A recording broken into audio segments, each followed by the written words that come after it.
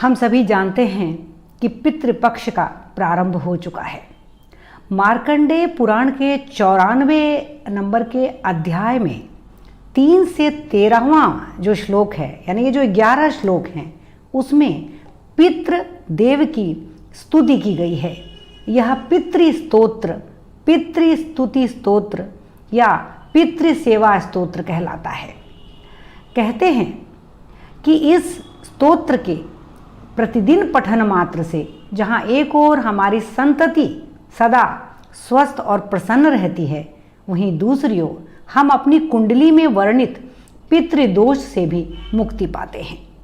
मार्कंडेय पुराण के इस पितृस्तोत्र में 11 श्लोक हैं, जिनमें पितृदेव की प्रार्थना की गई है। साथ ही सभी पितरों को देवताओं के समान प्रभावी और आशीर्वाद देने वाला बताया गया है। कहते हैं कि दक्षिण दिशा की ओर मुख करके इस पितृस्तुति स्तोत्र के 11 श्लोकों का पाठ करने से पितर प्रसन्न होते हैं, हमें मनोवांछित फल प्रदान करते हैं, हमारी संतति सदा स्वस्थ रहती है। आइए जानते हैं कि क्या है इस पितृस्तोत्र में। जो सबके द्वारा पूजित अमूर्त, अत्यंत तेजस्वी, ध्यानी तथा दिव्य दृष्टि संपन्न हैं, उन पितरों को मैं सदा नमस्कार करता हूँ। जो इंद्र आदि देवताओं, दक्ष, मारीच, सप्तऋषियों तथा दूसरों के भी नेता हैं, कामना की पूर्ति करने वाले उन पितरों को मैं प्रणाम करता हूँ।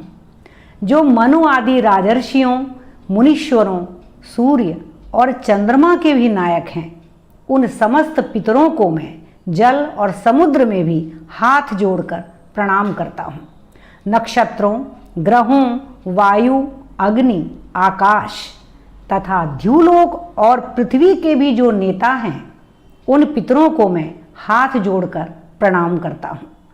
देवर्षियों के जन्मदाता, समस्त लोकों द्वारा वंदित तथा सदा अक्षय फल के दाता, उन पितरों को मैं हाथ जोड़कर प्रणाम करता हूँ।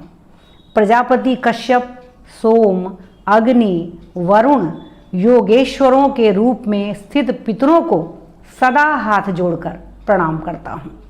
7 लोकों में स्थित 7 पितृगणों को नमस्कार है।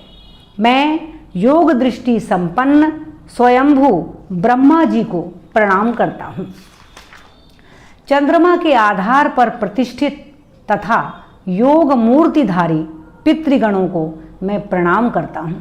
साथ ही संपूर्ण जगत के पिता सोम को भी नमस्कार करता हूँ। अग्नि स्वरूप अन्य पितरों को मैं प्रणाम करता हूँ, क्योंकि यह संपूर्ण जगत अग्नि एवं सोममय है। जो पितर तेज में स्थित हैं, जो चंद्रमा, सूर्य एवं अग्नि के रूप में दृष्टिगोचर होते हैं तथा जो समस्त जगत स्वरूप और ब्रह्म स्वरूप हैं, उन संपूर्ण योगी पितरों को मैं एकाग्र चित्त होकर प्रणाम करता हूँ। उन्हें बारंबार नमस्कार है।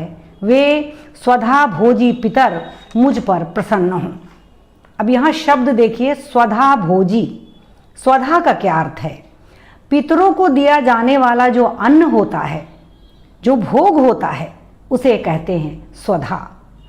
उस भोजन को, उस स्वधा रूपी भोजन को जीवन व्यवस्था मान करके आत्मज्ञान धारण करने रूप प्रवृत्ति की ओर ले जाने का नाम है स्वधा। उन पितरों को प्रणाम है जो हमारी संतति की सदा रक्षा करते हैं। अब ये प्रश्न उठता है कि यह स्तोत्र किस व्यक्ति ने कहा, किसने रचा और क्यों रचा?